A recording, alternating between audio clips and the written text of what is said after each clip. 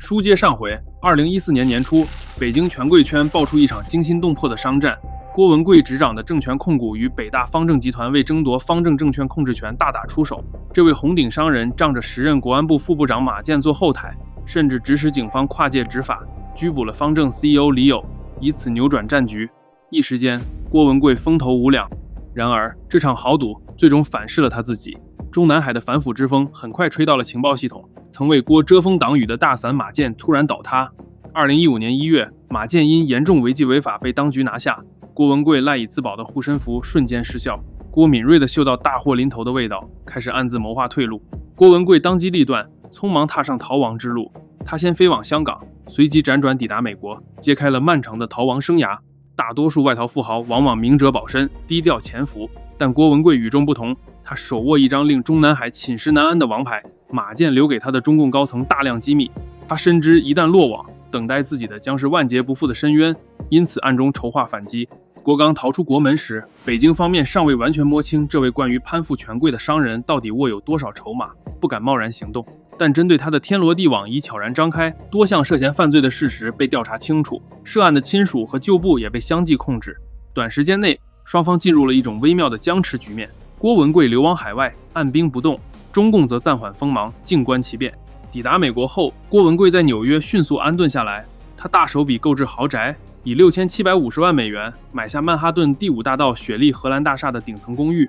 2015年到2016年间，郭表面保持低调，似乎销声匿迹，实际上却在紧锣密鼓地做两手准备。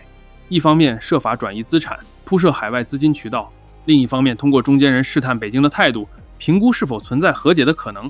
据一位与郭关系密切的香港金融人士透露，彼时郭正忙于将巨额财富转往安全地带，他甚至找上英国前首相托尼·布莱尔，请其牵线阿布扎比王室，为资金寻找避风港。最终，郭文贵果然通过阿布扎比皇室募集了约30亿美元，在香港成立阿中基金，打算以外资名义入股中国金融机构，比如参与海通证券 H 股配售。然而北京岂会坐视他的资本大举出逃。2015年7月，中国股市剧烈波动期间，郭通过瑞银持有的海通证券仓位被突然强制平仓，单笔损失约5亿美元。郭咬定此事是中共指使的。这次境外券商对他釜底抽薪的一击，精准狙击了郭在海外的资金链。同时，当局也一度寄希望于郭知难而退，主动归案。2015年底到2016年初，通过某些中间渠道，北京曾断断续续向郭传话，声称只要他肯回国自首，可以从轻处理，保证家人平安无虞。郭文贵表面不置可否，内心却很清楚，一旦踏回国土，多半等待自己的就是牢底坐穿套餐。于是双方继续冷战对峙，一方封堵资产，抓人施压，另一方暗中积蓄力量，准备日后亮出更大的底牌。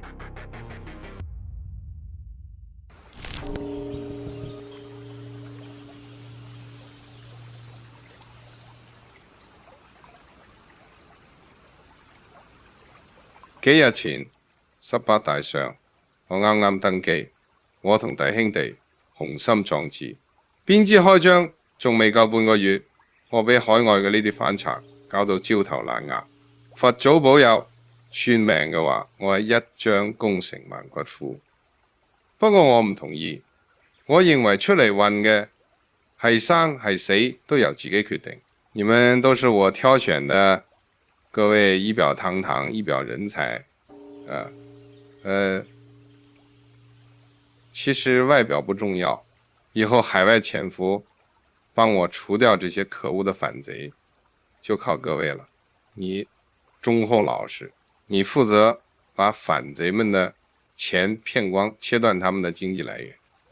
你機智勇敢，你負責控制他們的思想，讓他們大腦萎縮，行為不能自理。你是誰來着？啊，他们说这儿在招大外宣，我就来了。咱这儿给交社保不？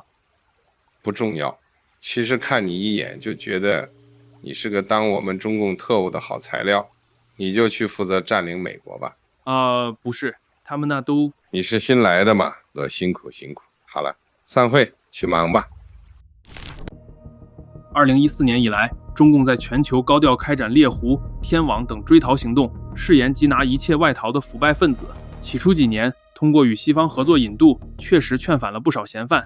然而郭文貴的出現，讓獵狐撞上了一隻異常狡猾的狐狸。作为深陷中国政商高层的红顶商人，他掌握着大量机密，一旦撕破脸公开这些内幕，对中共将是巨大的政治风险。2015年后半段，中共高层在内部多次提到郭文贵案，要求尽快缉拿归案。公安部将此案列为最高级别的挂牌督办案件。时任副部长孟庆峰牵头成立专案组，调动各方力量搜罗郭的犯罪证据。同时，中国通过国际刑警组织积极运作，对郭发布红色通缉令迫在眉睫。鉴于短期内无法将人强行抓回，中国政府转而对郭的资金采取了行动。2016年起，北京方面密集运用法律和行政手段，清理郭在国内外的资产网络。在内地，司法部门陆续查封郭旗下数百亿资产的房地产和股权。在香港，警方利用反洗钱法规冻结了他的多个银行账户。2017年8月，香港当局公布的一份文件显示，警方在调查郭文贵涉嫌洗钱案时，冻结了郭家族控制的多个账户，涉及资产高达329亿港元。警方并未通过冗长的法院程序，而是巧妙援引有组织及严重罪行条例赋予的特别权限，向银行发出无异议通知，要求不得动用这些资金。这种非常规手段相当于变相冻结，却无需司法裁决。郭文贵的女儿郭美不甘坐以待毙，向香港高等法院提起司法复核，要求解冻部分款项，不料却搬起石头砸了自己的脚。法庭文件又曝光，被冻结款项中竟有至少 7.3 亿港元，源自阿布扎比某主权财富基金。北京方面据此大做文章，暗示郭卷入国际洗钱，引得一些海外合作伙伴疑窦丛生。短短时间内，郭文贵几乎所有正规的金融渠道都被切断，他在香港的钱提不出来，内地的钱拿不到，在海外的银行账户也接连被关闭。北京成功将郭逼入了经济上的孤岛。面对中国政府的行动，郭文贵在2016年依然选择隐忍蓄势，潜伏还是反扑，成为他反复权衡的抉择。他很清楚，自己最后的王牌就是手中的黑料和话语权。如果一直沉默下去，等待他的结局不是穷途末路，早晚也会被中国缉拿归案。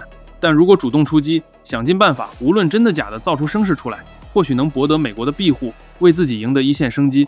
郭文贵很快找到了史蒂夫·班农，作为特朗普总统的前首席战略顾问和对华强硬派代表，班农在2016年美国大选后声名鹊起。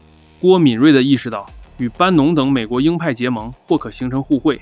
到2016年底，他已通过某些渠道与班农团队初步接触，并获得积极回应。郭开始酝酿一个大胆计划，摇身一变，将自己从一名通缉犯包装成反共斗士，让个人逃亡，披上正义事业的外衣，以争取美国舆论和政界的支持。经过缜密筹划，郭文贵终于选定2017年春天打破沉默。那时恰逢中共19大，最高层即将换届，任何丑闻都可能引发政治地震。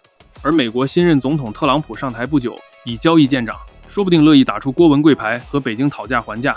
一场豪赌蓄势待发，郭文贵摩拳擦掌，握紧手中筹码，只待时机一到，就突然亮剑。2017年，郭文贵完成了从地产商人向政治爆料者的华丽转身。1月，他通过海外中文媒体放出风声，称掌握中共权贵的重大腐败证据，引发坊间好奇心。但真正的高潮出现在4月。4月19日，郭文贵接受美国之音中文部的网络直播专访，扬言要揭露盗国贼们的海外资产和权色交易。这场直播原定3个小时，被渲染成一场爆料大会。一时间，墙内墙外无数观众守在屏幕前。郭文贵果然语出惊人，他直指时任中纪委书记王岐山家族通过海航集团敛财，坐拥巨额隐秘财富，又爆料时任公安部部长孟建柱包养情妇，生有私生子。更劲爆的是，郭播放了一段经过变声处理的录音，声称那是公安部常务副部长傅政华打给他的电话录音，内容涉及傅政华借袭之名指使郭调查王岐山和孟建柱的黑料。尽管 VOA 无法核实录音真伪，但郭的指控无异于投下了一颗重磅炸弹，直接把几位权力巨擘拖下水。这使得郭案从一起经济逃犯事件瞬间升级为可能关乎高层权斗的惊天丑闻。正当观众屏息期待更多猛料时，直播却突然发生戏剧性一幕。进行到约1个小时40分钟后，节目诡异中断，主持人语焉不详地称因故终止，引发舆论哗然。该事件美国官方调查报告认为，断播的原因并非受到中国政府的直接压力，而是因为龚小夏违抗了管理层的指令。美国之音管理层称，他们要求在采访中不能让郭文贵进行长时间的未经核实的单方面指控，必须给中国官方回应的时间。管理层批准的是1小时直播加后续录播，但前线团队试图进行3小时全直播，所以勒令停止了直播。但据《纽约时报》报道，直播前中国政府和驻美使馆曾频频向美方交涉，对郭文贵上镜表示强烈不满。就在郭接受采访的前一天，中国公安部通过外交部宣布，已请求国际刑警组织对郭发布红色通缉令，列明他涉案19项罪名，全球通缉。直播被腰斩后，中国官媒火力全开，具体我们后面再细讲。就在表面上的舆论战如火如荼之际，一场更隐秘的角力已在暗中酝酿。郭文贵公开爆料令北京震怒，中共高层暗下决心，不惜一切代价要把他弄回国。2017年4月下旬，时任公安部副部长孙立军受命组建特别工作组，调用各种非常规手段在境外围猎郭文贵。为达成目标，他们甚至引入了马来西亚好朋友刘特佐，这个深陷以 MDB 金融丑闻的神秘富商与中共高层交情匪浅，正拼命寻求北京庇护，以逃避美国的通缉。刘特佐盘算着，只要帮北京把郭文贵解决了，能讨好中共，换取自己在中国的安全着陆。于是刘特佐找到一个极富戏剧性的帮手，美国嘻哈歌手 Fugees 乐团前成员普拉斯·米歇尔。刘特佐向米歇尔抛出了一桩交易：第一，想办法游说美国政府停止对自己在伊马案上的调查；第二，利用人脉促使美国驱逐或引渡郭文贵回中国。作为交换，刘特佐愿意支付巨额报酬。据米歇尔后来在庭审供述，刘特佐为此开出了高达7500万美元的惊人价码，并限定他在6个月内摆平上述2件事。郭文贵正是其中第2项任务的核心目标，中共要求协助，尽快把郭弄回去。就这样，一个牵涉歌星、富豪和政客的隐秘游说联盟浮出水面，暗流涌动。2017年5月中旬，为展示诚意，刘特佐安排美国游说团队先赴中国与中方高层面谈。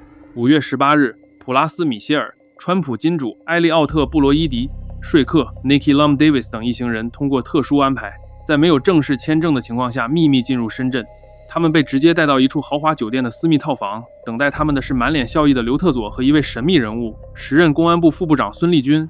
几人寒暄落座后，孙立军开门见山，郭文贵犯有严重罪行，金融犯罪、绑架等等，我们非常希望美国配合，将他尽快遣返。接着他抛出一系列交换条件，中方可以释放几名被限制出境的美国公民，遣返若干美国政府通缉的在逃人员，加强中美网络执法合作等等。一番话说完，美方代表频频点头。布洛伊迪深谙华盛顿运作，当即附和：也许你们的意思还没传达到白宫核心人士那里，我可以帮忙安排孙部长和美国司法部长塞申斯见一面，把中方的想法直接反馈给美国高层。孙立军一听，两眼放光，若真能面见时任美国司法部长杰夫·塞申斯，无疑是重大突破。他连声称好，表示愿全力配合。临别时，孙立军拿出一份中方向美方提供的郭文贵罪证材料复印件递给布洛伊迪，希望他们转交白宫高层过目。就这样，双方谈好，甚至在深圳举杯小酌，似乎胜利在望。布洛伊迪等人回国后马不停蹄行动，他随即给特朗普竞选团队要员里科盖茨发邮件，内附拟给塞申斯的备忘录和郭文贵的红色通缉令等材料，为孙立军访美铺路。仅仅3天后，孙立军与国家安全部纪委书记刘彦平以网络安全合作会谈的名义到达美国。5月21日，美国嘻哈乐手普拉斯·米歇尔正在熟睡，一通突如其来的电话将他惊醒。来电的是他多年未联系的前女友，话筒里只留下一句话：他的中国表弟想见你。米歇尔明白这通神秘电话意味着什么，因为这正是在深圳会面时和孙立军定的见面暗号。他按捺住疑惑，连夜起身前往曼哈顿第57街的4季酒店赴约。酒店大堂经理递给他一张字条，指示他先走出酒店，在周围街区绕行2圈，以确认无人跟踪，然后再回来领取房间钥匙。深夜街头空寂冷清，米歇尔谨慎照做。返回后，他拿到一把套房钥匙，被引入一间空荡无人的奢华客房，房内只摆着一张桌子和2把椅子。不久，门外传来敲门声，一位神色冷峻的中国保镖递给他第2把钥匙，引领他前往顶层的房间。进入顶层套房后，另一名特工收走了米歇尔随身携带的所有手机，并将它们封存在防护袋中。很快，孙立军在数名保镖簇拥下步入房间，房门一关，孙立军开门见山地用中文愤怒喊道：美国政府他妈的以为他们是谁？孙立军言辞激烈地向米歇尔施压，要求他利用自己在美国政界的关系斡旋此事，同时提到中方可以提供的好处。米歇尔称，在这场会面过程中，孙立军竟一边切换手机界面给美国司法部长塞申斯发电邮，一边又在打电话向北京的最高领导人汇报，甚至双方当场商议释放一名在华被拘押的孕妇作为交换诚意。5月24号，国家安全部纪委书记刘彦平带领几名随员来到了郭文贵位于曼哈顿第5大道781号雪莉荷兰大厦18层的豪宅门口。刘彦平与郭文贵早有交情，在来美国前，刘彦平曾经为郭文贵妻子出境中国给予了帮助，因此郭对刘存有一份感激。不知道是故意的还是不小心的，北京让刘来办和事佬，希望以怀柔手段打动郭文贵。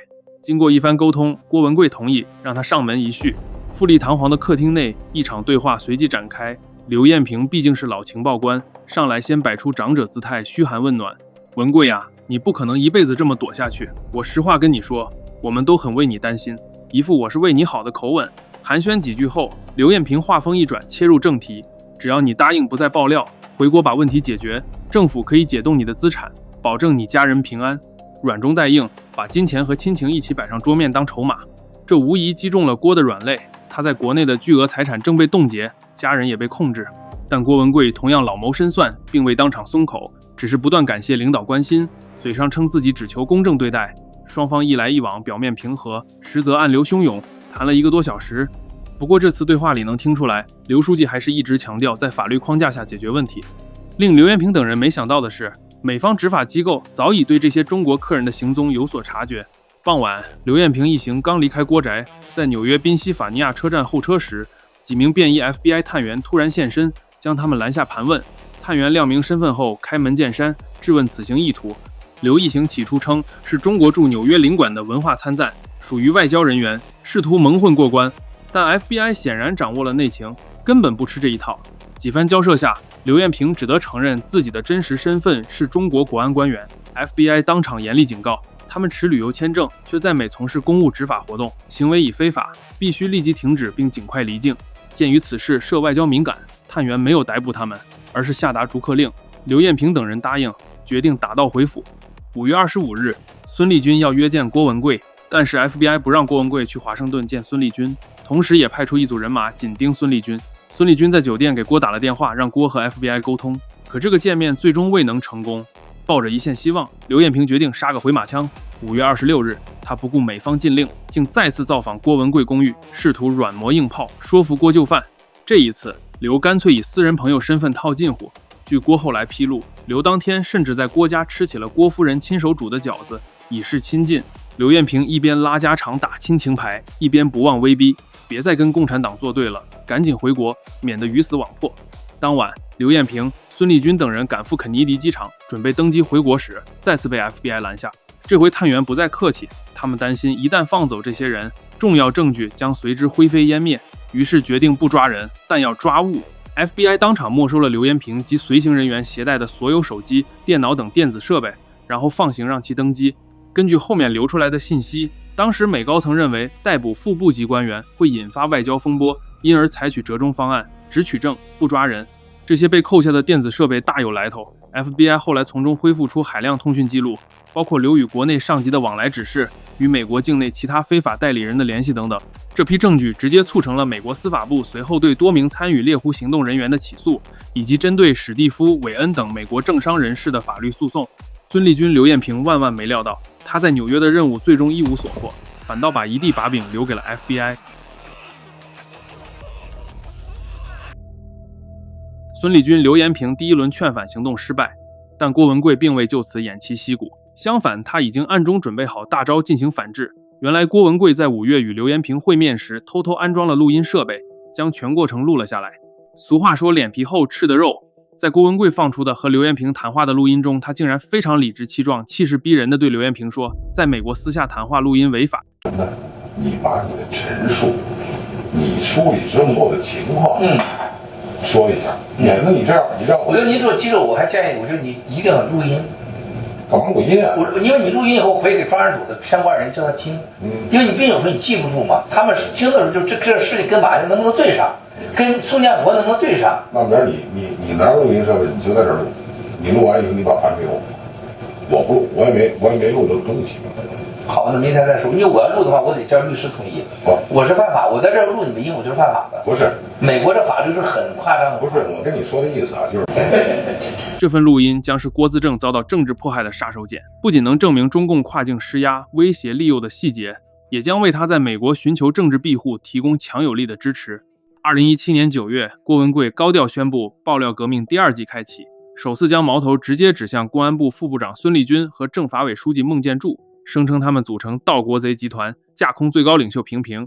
掌握海量权钱交易黑幕，扬言将曝光二人的腐败和私生活细节，一时间墙内墙外再掀波澜。10月，中共19大召开前夕，郭将之前录下的刘艳平谈话音频提供给了《华尔街日报》。很快，这段爆炸性录音内容见诸报端，一名中共国安高官如何跑到纽约豪宅里，连哄带吓威胁一位涉案逃亡的富商，你不可能永远这样继续下去。录音铁证如山，坐实了郭文贵有关中共跨境施压的指控，一时激起千层浪。美国国务院和司法部高层对此震怒，痛斥中国粗暴侵犯美国主权，在美非法执法。郭文贵这部王炸彻底引爆了一场外交风波，迫使特朗普政府不得不对中共的长臂行为公开表态，美中执法合作的基础由此受损，两国关系的嫌隙进一步加深。对郭个人而言，这段录音成为他申请政治庇护的关键筹码。刘艳平在纽约的冒险行动非但没能胁迫郭文贵回国，反倒帮他打出了一张王牌，令中共陷入更被动的境地。随着录音曝光，这场跨国追逃进入明牌阶段，各方不得不调整策略，重新评估利害得失。与此同时，中共也动用了隐藏在美国政坛的关系网络来对付郭文贵。拉斯维加斯赌场大亨史蒂夫·韦恩便是被牵涉其中的一枚棋子。韦恩是特朗普的老友和金主，2017年在共和党全国委员会担任重要职务。他的赌场生意极度依赖中国赌客和澳门赌牌，对北京一向言听计从。据披露，早在5月下旬，尼基戴维斯就安排韦恩与孙立军通了电话。之后的2-3个月间，韦恩至少与孙立军通话8次，商讨如何对付郭文贵。韦恩显然对北京开出的筹码动了心，毕竟他的澳门赌场执照每隔几年都需中国政府点头续约。作为特朗普圈中的红人，韦恩开始在白宫替中共递话，他不断向特朗普身边高层提起郭文贵的事，甚至把这事直接捅到了总统面前。2017年6月底的一天，韦恩在白宫与特朗普共进晚餐时，当场提出中国方面希望美国尽快遣返郭文贵。他还随身带去了郭的护照、复印件和犯罪证据等资料，直接递给特朗普观看。特朗普起初对帮北京解决郭文贵表现出兴趣，觉得或许可作为对华谈判的筹码，但白宫其他高级幕僚闻讯后立刻集体反对，认为交出一名公开反共的异议富豪将严重损害美国声誉，尤其是时任首席战略顾问的班农等人，据报极力阻止。特朗普这才有所顾虑，没有立刻拍板。然而一波未平，一波又起。据《华尔街日报》报道，不久之后，特朗普在椭圆形办公室召集副总统彭斯、幕僚长普里巴斯、班农等人开会讨论对华政策。当谈及中方在美境内的活动时，特朗普突然冒出一句：“我知道有个中国逃犯，美国得马上把他送回去。史蒂夫带来的信在哪儿？我们得把这个家伙赶出美国。”此言一出，幕僚们大惊失色。会后，白宫法律顾问紧急评估，认定以这种方式遣返郭文贵，在法律上行不通，且有违美国立场。最终，白宫内部决定将此事束之高阁。班农等强硬派私下松了一口气，总算成功灭火。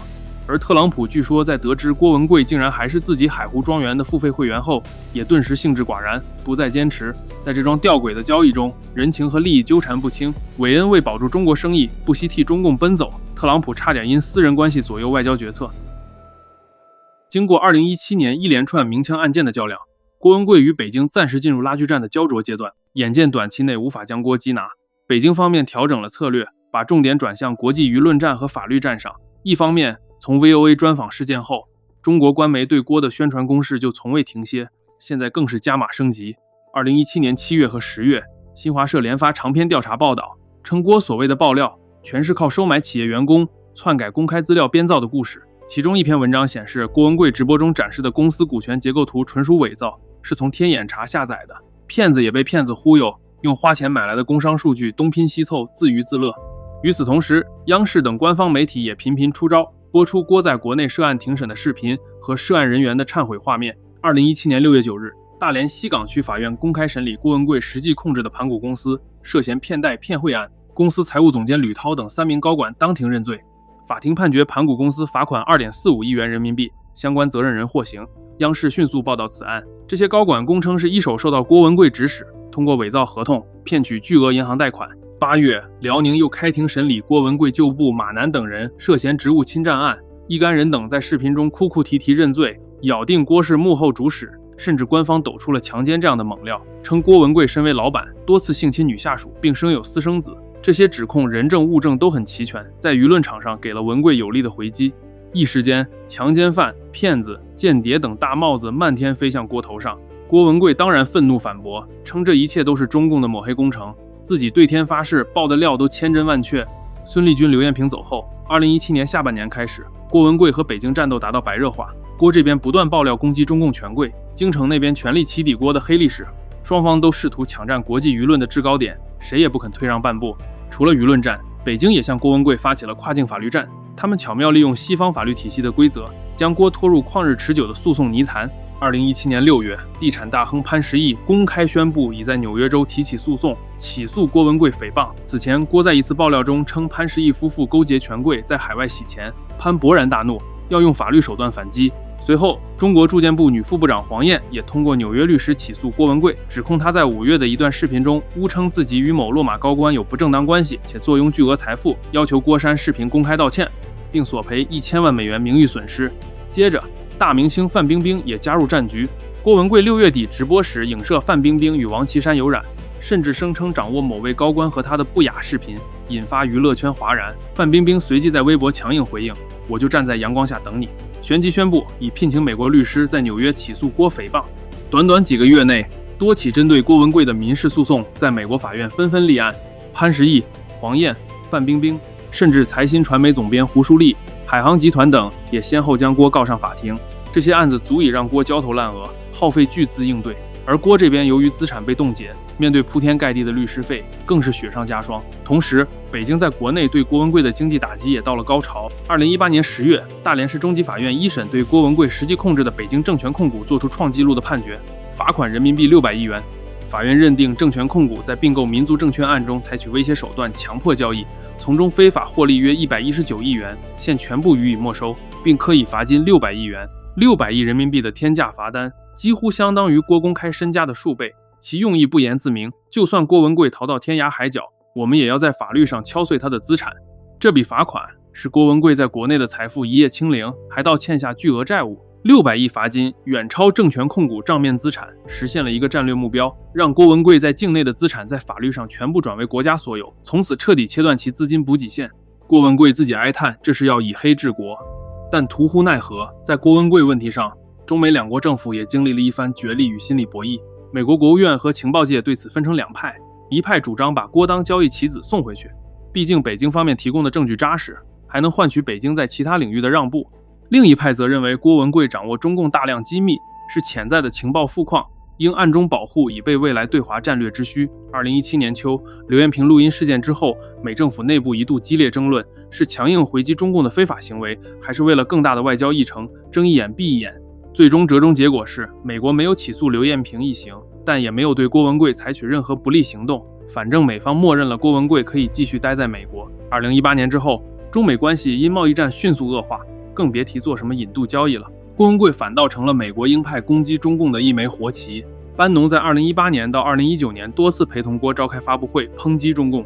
有了某种默许的庇护，郭文贵暂时稳住了阵脚。然而，对于参与游说行动的那帮人来说，剧情很快急转直下，开始出现反噬。普拉斯·米歇尔和埃利奥特·布罗伊迪暗中斡旋，却低估了美国执法部门顺藤摸瓜的能力。FBI 在调查 EMDB 案时，发现了米歇尔等人与中国合作的大量证据。2018年末，涉案的美国前司法部雇员乔治·希金伯坦认罪，承认帮助刘特佐转移巨款并作伪证，成为第一个倒下的多米诺。2020年8月，说克尼基·拉姆戴维斯也承认充当外国代理人和相关罪名，被判2年监禁。同年10月，布罗伊迪被正式起诉非法游说，虽然后来拿到特朗普的总统赦免，但已身败名裂，被迫退出公众视野。赌王史蒂夫·韦恩虽未遭刑事起诉，却在2022年被美国司法部以外国代理人登记法为由提起民事诉讼，要求他登记为中国代理人。消息一出，轰动一时，这些昔日叱咤风云的人物，无不为插手郭文贵案付出了代价。而中间人刘特佐，2018年也被美国司法部正式起诉，一旦落网，恐终身难逃牢狱。他至今隐匿在中国，惶惶不可终日。我们之后会说他和中国的那段故事。再说中方这边，孙立军和刘彦平结局同样令人唏嘘。孙立军在国内风光了几年，但好景不长。2020年，他因严重违纪违法被查处；2022年以受贿等罪名被判死缓，终身监禁。刘彦平也在2022年3月被宣布接受调查，罪名之一正是参与孙立军政治团伙。2023年，他受审时被揭发贪腐长达21年，涉案金额2.34亿元，并被判处死缓，终身监禁。短短几年光景，这对昔日联手猎狐的拍档，还真应验了郭文贵当初的警告。郭曾嘲讽孙和刘是在给自己掘墓。当年吃饺子的那个中午，孙立军和刘艳平做梦也想不到，自己的政治生命竟已悄然进入倒计时。时间来到2018年末，郭文贵与中共的正面对抗虽未见胜负分晓，但北京在某些方面已经达到了战略目的，其中最明显的就是对郭文贵经济基础的彻底摧毁。2018年10月，那张600亿罚单压垮了郭文贵的财务命脉，而接踵而至的是对其残余资产的清算拍卖。2019年7月，曾是郭文贵财富象征的北京盘古大观龙首5号楼被法院强制拍卖，最终由国企金娱集团以51.5亿元人民币底价接手。这座郭昔日用于招待权贵、纸醉金迷的地标建筑就此易主。郭文贵在国内可谓分文不剩，同时香港警方摁着那329亿港元冻结资金不放，海外各大银行对郭也是避之唯恐不及，纷纷关闭他的账户。据郭文贵后来在美国申请破产时披露，截至2020年，他个人可动用的现金不足10万美元。对于一位曾经号称身家数百亿的富豪来说，简直不可思议。为了维持曼哈顿豪宅、私人飞机和豪华游艇 Lady May 的奢华生活，以及应付居高不下的官司开销，郭文贵盯上了爆料革命的信徒们。2018年底起，郭文贵成立所谓喜马拉雅系列投资项目，打着反共旗号向海外华人高调募资。他推出了一连串 G 系列产品， GTV 媒体私募号称要打造新媒体帝国， G Dollar 和 G Coin 号称有黄金背书可取代美元， G Fashion 和 G Club 出售高额会员权限，短短几年就席卷资金数亿美元。然而，如美国司法部起诉书所揭示，郭文贵实际上将巨额募资款挪用于个人挥霍，包括购置新泽西豪宅、法拉利跑车，甚至购买2张价值3.6万美元的顶级床垫，以及维修他那艘价值3700万美元的豪华游艇。他精心炮制了一个庞氏骗局，开始收割信徒们的韭菜。终于东窗事发，2023年3月，美国联邦检察官以11项罪名起诉郭文贵，指控其涉嫌诈骗逾10亿美元，还有洗钱和妨碍司法等罪名。同日 ，FBI 突击逮捕郭文贵，并查封了他名下账户中约6.34亿美元的资金。2024年7月，纽约联邦法院的陪审团裁定郭文贵包括电信诈骗、证券诈骗、洗钱等9项罪名成立。昔日不可一世的爆料革命领袖终于身陷囹圄，在美国迎来了法律的审判。中共对郭文贵苦追猛打数年，未能将其缉拿回国受审。郭文贵却因欺诈把自己送进了美国监狱。某种程度上，北京想要的结果还是在异国他乡得以实现了。郭文贵不仅失去了财富，也失去了自由和信用。他苦心经营的政治运动随之土崩瓦解，众多支持者作鸟兽散。回望2014年到2018年这场中共追逃郭文贵的大戏，可谓波澜迭起，暗流汹涌。中共方面耗费巨大外交资源，甚至不惜在美国私下游说，结果被 FBI 逮了正着，高官越洋施压，反倒赔上自身前程。此役不仅未能亲手擒回郭文贵，反而加剧了美中互信的裂痕，让美国朝野更警觉中共日益猖獗的长臂渗透。从此美中执法合作几近停摆，两国关系的裂隙更加难以弥合。而郭文贵呢，他曾意气风发，自诩手握惊天黑料，可颠倒乾坤，到头来却发现自己不过是大国博弈中的一颗棋子。世事如棋，乾坤莫测。当年那个口出狂言要干死共产党的郭文贵，最终并没有倒在中共手里，却被自己的贪婪和谎言绊倒。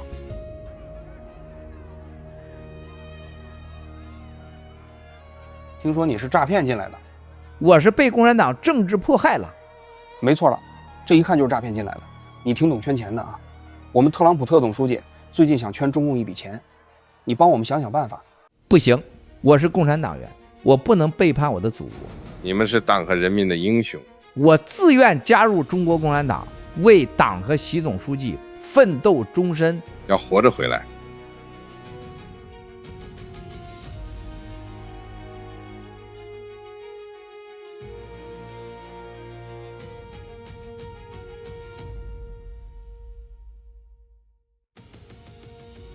动作好痛，是那个李大师又发功了吗？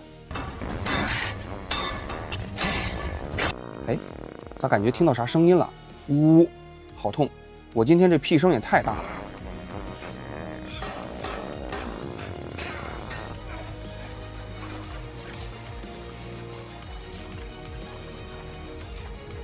到点了，都别睡了，起来查房了。报告，郭文贵的房间没有人。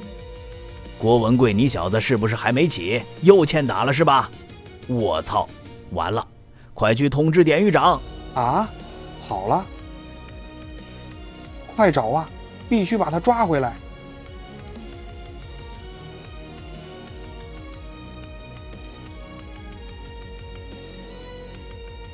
还留把破锤子，真当自己是肖申克的救赎了是吧？咋还有本书？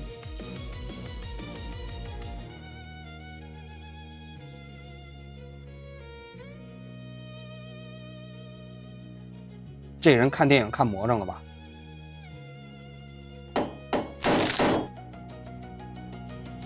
气死我了！不对，这后面我记得跑不出去吧？这管道连的哪来着？管道连的市里去了，但是去市里开车得1天。